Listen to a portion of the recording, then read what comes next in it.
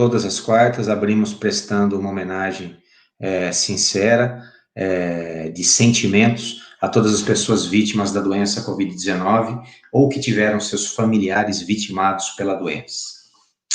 Para iniciar a nossa conversa, para as pessoas mais atentas, o tema dessa noite é uma pergunta: sede perfeitos com um ponto de interrogação do lado.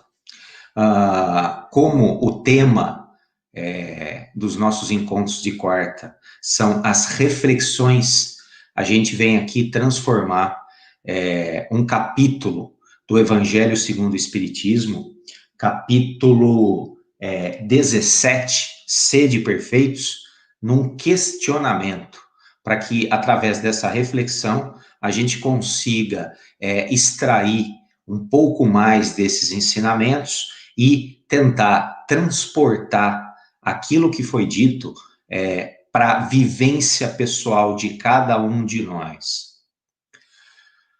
Para começar falando, a gente vai falar o quê? Esse capítulo foi escrito baseado numa fala de Jesus, transcrita por Mateus, um dos 12 apóstolos. Esse trecho, ou o evangelho inteiro de Mateus, ele foi escrito no ano 50 depois de Cristo, ou mais ou menos uns 20 anos após a morte de Jesus, tá certo?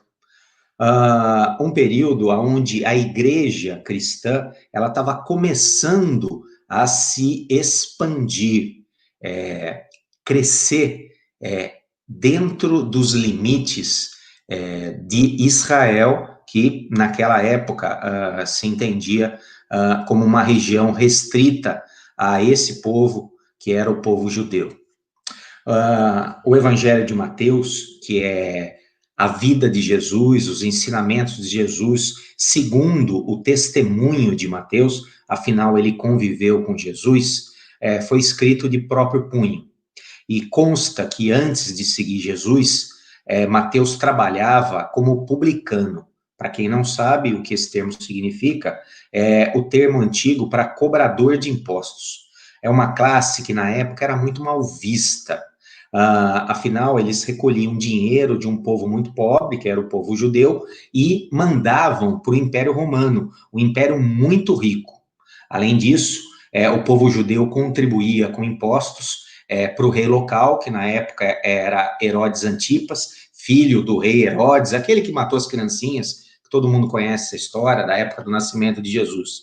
E fora isso, ainda o povo judeu contribuía com dinheiro para a igreja judaica, nas épocas festivas, com sacrifícios, às vezes de animal, às vezes de colheita, mas tudo tinha a ver com imposto. Então, assim, o povo, ele era realmente delapidado em termos de tudo aquilo que eles produziam, porque era retirado quase tudo, sobrava muito pouco, vivia-se em muita pobreza. E no caso, Mateus, ele era o cobrador de impostos do governo judeu. Muitos achavam que os publicanos tinham os publicanos como traidor do próprio povo judeu, afinal eles trabalhavam para o inimigo na época, né? E o que é curioso é que Mateus foi o único que foi convidado pessoalmente para ser um dos 12 apóstolos de Jesus. O que aparentemente seria contraditório. Você vê, um cara que era considerado um traidor do povo judeu, que cobrava imposto de quem era pobre para dar para quem era rico, que era o Império Romano, Jesus foi lá e convidou ele para se converter, caminhar e aprender. Aparentemente contraditório, mas a gente que conhece a figura de Jesus sabe que, na verdade, Jesus, nessa atitude de convidar um publicano, que no caso era Mateus, um cobrador de imposto, para ser seu discípulo, ele estava mostrando para todo mundo que todos somos iguais, independente da atividade que a gente exerce. E as questões, elas são circunstanciais de forma externa, e o que vale realmente, o que é importante, é o que a pessoa tem no coração. E Jesus na sua infinita sabedoria, amor, compreensão e entendimento da alma humana, aceitação da humanidade de cada um de nós, viu em Mateus um potencial de alguém para ser dos que iam seguir ele, e posteriormente à morte dele, iriam ser um dos divulgadores da sua mensagem. Muito bacana isso. Mas indo diretamente para o tema, sede perfeitos, eu tomei aqui a liberdade de fazer uma espécie de uma tradução do português antigo para o português contemporâneo, desse trechinho do Evangelho de Mateus, capítulo 5, versículo 44 a 48, que vocês vão encontrar em qualquer Bíblia que tiverem acesso. Posso começar a ler? O que falou Jesus segundo Mateus na época. Prestem atenção que é muito bonito. Amem os seus inimigos, façam o bem aos que têm ódio de vocês. Orem pelas pessoas que te perseguem e falam mal de vocês. Tudo isso para você merecer se dizer filho de Deus. Deus, aquele que faz nascer o sol sobre os bons e sobre os maus, e faz cair a chuva sobre as pessoas que são justas e sobre aquelas que são injustas. Qual é o valor de amar só a quem te ama? E se você agradar somente as pessoas que você gosta e que reconhecem isso? Sejam perfeitos, como Deus também é perfeito. Mateus, capítulo 5, 44, 48. É uma mensagem muito bonita. E se você for ler com atenção, ela pode soar algo muito distante da vivência da gente. E a proposta nossa hoje é fazer uma reflexão sobre esse texto em si. Vamos lá. Uma lindíssima lição, o ensinamento de amor, dita há 2000 anos atrás, contextualmente, para um povo cheio de ódio, que estava sendo dominado, em primeiro lugar, pela monarquia absolutista de Herodes Antipas, como eu falei, em segundo lugar, pelo riquíssimo Império Romano, e ainda dominado pelo sacerdócio judaico. É uma fala lindíssima de amor, trazida para um povo que sofreu muito. O povo judeu foi escravizado durante séculos no Egito, como todo mundo sabe, a história do Êxodo, onde Moisés liberta o seu povo e leva para a Terra Prometida, passando 40 anos no deserto. Esse povo era um povo muito bruto, era um povo que foi educado à lei de talião, que era a lei de olho por olho, dente por dente. Um povo que era muito rígido com relação às leis e às normas, e que tinha uma ideia de Deus, que era a ideia do Deus guerreiro, do Deus vingador, do Deus que honra só o seu povo. E quem não for do seu povo é inimigo, é contra esse Deus. Jesus vem trazer uma mensagem de amor justamente para esse povo bruto. E se a gente for fazer uma reflexão, será que hoje, no ano de 2020, vivenciamos explorações relacionadas às questões financeiras, impostos excessivos, questões de dominação de classes sociais mais abastadas, dominando classes inferiores? Será que isso é atualizado ou a gente já melhorou? É uma boa reflexão. Outra reflexão que trago para vocês será que em 2000 anos nós conseguimos evoluir o suficiente para não querer aplicar a lei de talião, olho por olho, dente por dente? Será que todos nós, diante de uma notícia na televisão, onde alguém comete um ato de violência, um ato contra a lei ou um ato hediondo, não brota dentro da gente um impulso de querer que essa pessoa sofra uma vingança que o faça sofrer o tanto que ele fez sofrer a esse terceiro? São questões que remetem à ideia de que, será que essa fala de Jesus, que foi dita há 2000 anos atrás, para esse povo bruto, que era o povo judeu na época, naquele momento, não está bem atualizada hoje para nós, população do Brasil, que somos predominantemente cristãos, divididos entre católicos, evangélicos, espíritas e religiões de outras matrizes? É uma boa reflexão, não é? Bom, diante disso, Jesus, naquela época, era considerado um sujeito revolucionário por muitos, especialmente para o sacerdote judeu, pela monarquia e pelo império, porque ele falava de igualdade. Ele falava que as pessoas nasceram todas iguais e que elas têm o direito e merecem ser felizes. E isso era contra o poder da época.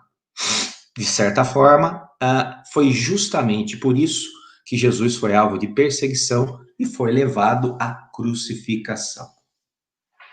Tirando essa questão histórica dessa fala e essa breve reflexão sobre será que a gente andou bastante ou será que a gente está precisando ouvir e refletir mais sobre esse pequeno texto de Jesus narrado por Mateus?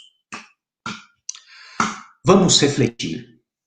Vamos começar falando pelo final, da questão de perfeição. Você que está me escutando aí, você acha que é possível ser perfeito? Sim ou não? Segundo o dicionário Wise, perfeição é um substantivo feminino que demonstra um mais alto nível numa escala de valores. Segundo o dicionário Wise, perfeição é a excelência no mais alto grau. Segundo o espiritismo kardecista, a perfeição é um dos atributos de Deus, um atributo inalcançável nesse momento para a nossa condição evolutiva. Então, a perfeição não é algo para a gente. A perfeição é algo para ser perseguido. É uma meta a ser alcançada, não algo para que eu exercite, porque está além da minha condição nesse momento, nesse plano. Então, a minha meta aqui, hoje, não é ser feliz, e não é desculpa. A minha meta aqui hoje não é ser perfeito, e não é cobrar a perfeição de você, mas demonstrar que a intenção de Jesus com essa fala é colocar um ponto para onde a gente vai caminhando, um sentido, um norte, uma orientação que nos direciona a cada dia, de acordo com a nossa velocidade, de acordo com a nossa capacidade de condução, ser cada dia um pouquinho melhor, até que, depois de passado muito tempo, a gente se aproxime dessa perfeição, que é a perfeição de Deus. Então, resumindo, essa fala escrita por Mateus, quando Jesus disse serem perfeitos, ele simplesmente estava estabelecendo um modelo a ser seguido, um modelo de aperfeiçoamento. Porém, esse modelo, como tudo na vida, deve seguir um padrão de equilíbrio. Afinal, o caminho correto, como a sabedoria chinesa costuma dizer, é sempre o caminho do meio. O princípio taoísta, a filosofia taoísta fala que os extremos são prejudiciais e o equilíbrio está sempre no caminho do meio. Mas o que o Maurício quer dizer com isso? Quer dizer que, num extremo, existe uma pessoa que não está no caminho do meio. Ela está lá na ponta negativa.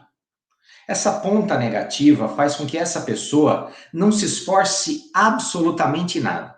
É uma pessoa dominada pelos aspectos negativos do seu ego, do seu egoísmo, do seu egocentrismo, da sua egolatria, do seu orgulho. Essa pessoa vive a vida para satisfazer exclusivamente os seus próprios desejos, atender só às suas necessidades, sem pensar em nada no próximo e no ambiente que está à sua volta. É uma pessoa que é reativa a tudo que acontece de negativo, que sente ódio e não faz questão nenhuma de não sentir ou trabalhar esse sentimento, sente raiva e não se incomoda com isso, deseja vingança indiscriminadamente, é uma pessoa que tem baixa tolerância à frustração, é uma pessoa que se irrita frequentemente com aquilo que acontece fora do seu controle, é uma pessoa que só pensa no seu bem-estar. Essa é a pessoa que está na escala lá embaixo de evolução, na escala lá pequenininha. Por outro lado, a gente vê também, especialmente na minha experiência de vida, experiência profissional, que tem pessoas que estão no outro extremo. É aquelas que assumiram a questão da perfeição no outro ponto de limite, o limite extremo. A busca pela perfeição nesse plano, ela é tão prejudicial quanto a ausência total de esforço que eu acabei de descrever do sujeito egoísta aqui, do sujeito com baixa evolução. Quantas e quantas pessoas não se distanciam da felicidade verdadeira, de se sentir satisfeito consigo mesmo e de ter uma boa autoestima por se cobrarem demais, por ter um padrão de exigência muito grande, por achar que a perfeição é uma obrigação delas. E essa fala de Jesus não tem nada a ver com isso. Jesus não propõe esse excesso de autocobrança e a busca por uma perfeição nesse plano. Ele propõe, com essa fala dos seres perfeitos, simplesmente um esforço em melhorar, um esforço em se tornar alguém a cada dia um pouquinho melhor. Só isso. E você que está me ouvindo aí, eu queria que você fizesse uma reflexão. Aonde que você se coloca nessa variação? Você é uma pessoa que não se esforça nada para melhorar? Ou você é uma pessoa que se cobra exageradamente da perfeição e acaba sofrendo muito com isso? Qual é o seu caso? E para ilustrar bem esse caso, eu gosto de contar uma historinha aqui que eu vou dividir com vocês. Se você já ouviu da minha boca, paciência, porque tem gente que ainda não ouviu. É a história de uma menina que chega em casa com uma prova para a mãe toda feliz, que conseguiu tirar um 7,5. E a mãe olha com desinteresse e a censura e fala: filha, você tem capacidade. Se você estudasse, ia melhor na escola. Essa menina imediatamente sai do céu e desce para o inferno, simbolicamente falando. Ela estuda, estuda, e no próximo mês ela chega com a prova com uma nota 9. Feliz da vida. A mãe pega a prova, olha mais uma vez para a menina e repete: se você tivesse brincando menos, podia ter tirado um 10. E essa menina, mais uma vez, cai em autorrecriminação, em autocobrança, em autoexigência. E aí, ela passa mais um mês estudando absurdamente. Finalmente, ela chega em casa com uma nota 10. A mãe pega a prova, olha no olho da menina, de cima para baixo, a menina ali, quietinha, esperando a mãe dizer que está feliz, satisfeita, com orgulho. E o que ela ouve dessa mãe? Você não fez mais que a sua obrigação. Na tentativa de educar, essa mãe se apresenta, na verdade, como uma megera, uma verdadeira madrasta de conto de fada infantil, causando uma sequela forte, condenando essa menina a crescer como uma moça que se cobra demais. E se for menos que perfeita, não se sente satisfeita consigo próprio. Era isso que Jesus queria falar quando ele escreveu aquele texto dos seres perfeitos? Lógico que não. Por isso que eu coloquei uma interrogação no final do título dessa palestra. Definitivamente não. Ele simplesmente falava para aquele povo daquela época para ser cada dia um pouco melhor. Não para se torturar, para buscar algo inatingível, que é a perfeição dentro desse plano e dessa dimensão que a gente vive. Afinal, a gente está vivendo num plano, numa dimensão intermediária, aonde a nossa humanidade, ela comporta uma dualidade. E o que isso significa? A gente hoje é composto por luz e sombra. Eu tenho dentro de mim um potencial de perfeição, que é aquela centelha de Deus. Eu tenho dentro de mim todas as qualidades, virtudes, competências para ter uma vida feliz e uma vida abundante.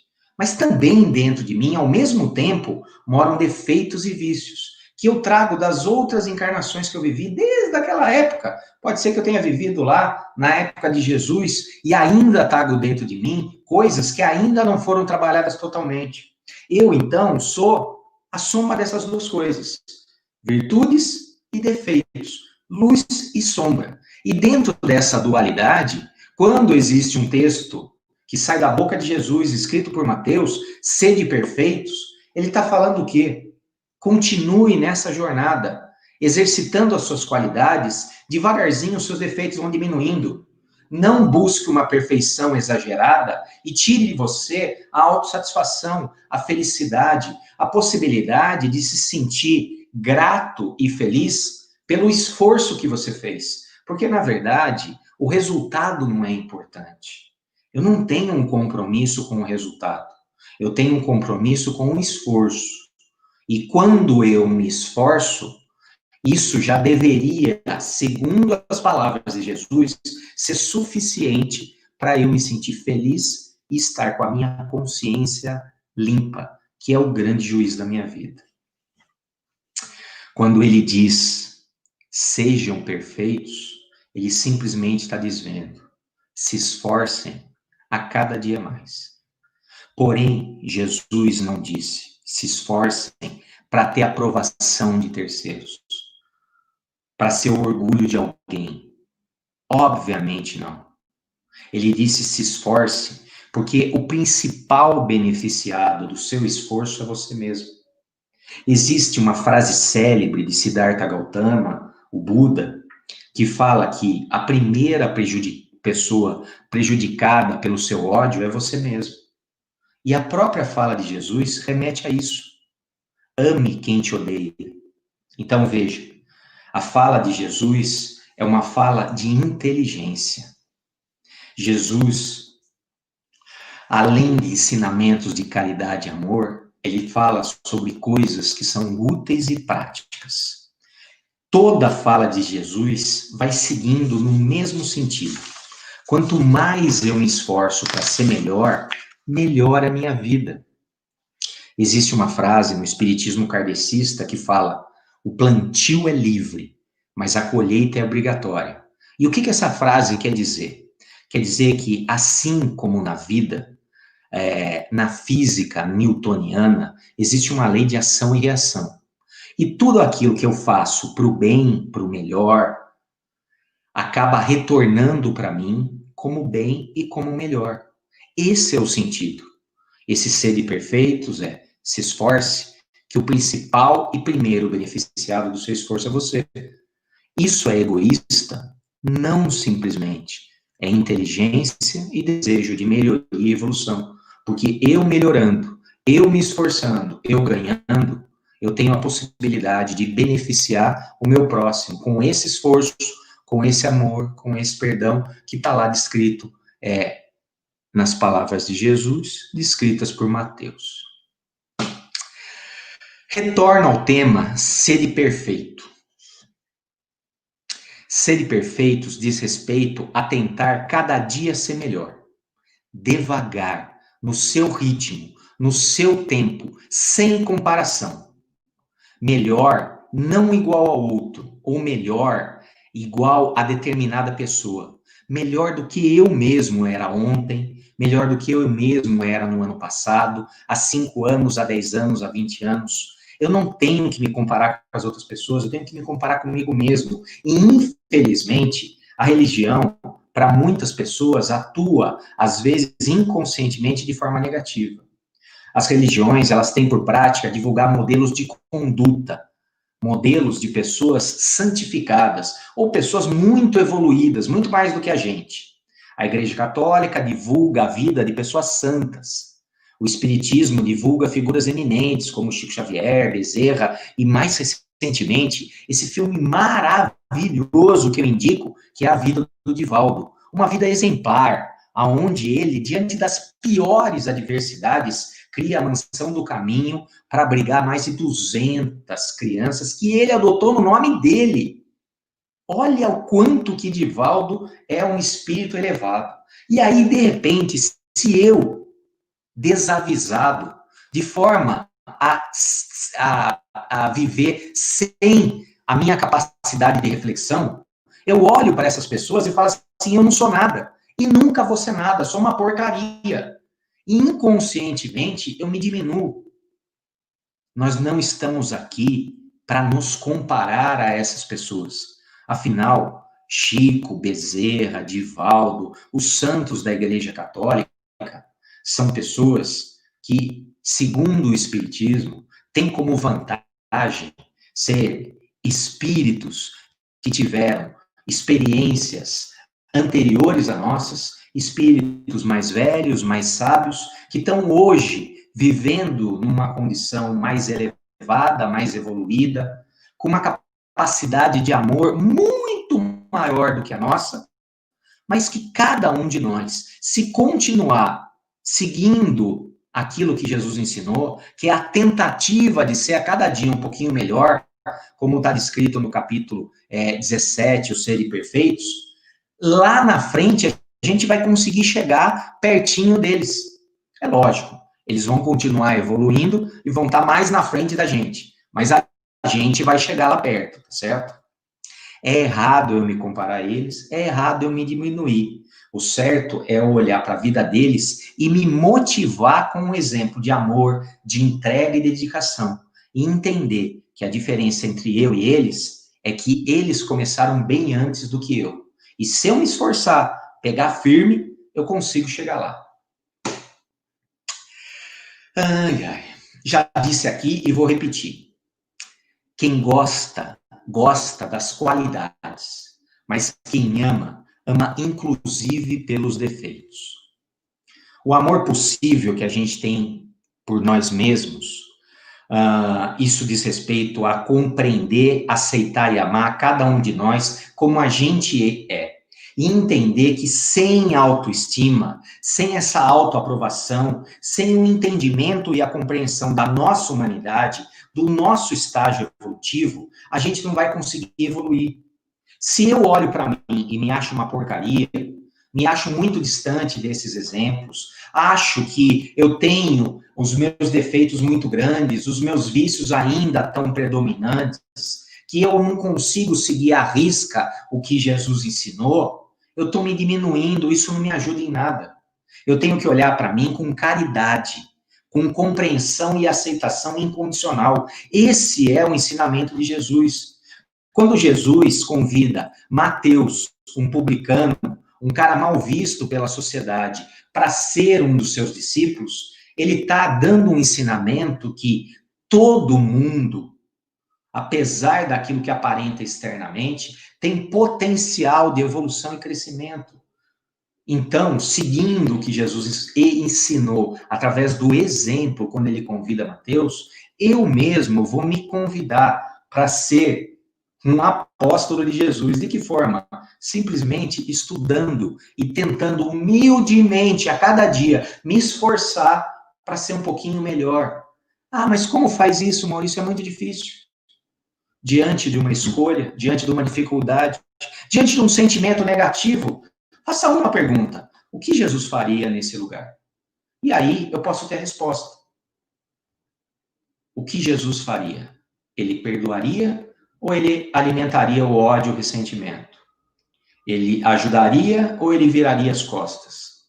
Eu posso ter a resposta. Pode ser que naquele momento eu não consiga viver ou exemplificar o que Jesus faria, mas já é um avanço, uma evolução em termos de compreensão e aceitação. E se eu me esforçar um pouquinho a cada dia, eu consigo, no meu ritmo, no meu tempo, ser um pouco eu melhor. Esse é o sentido.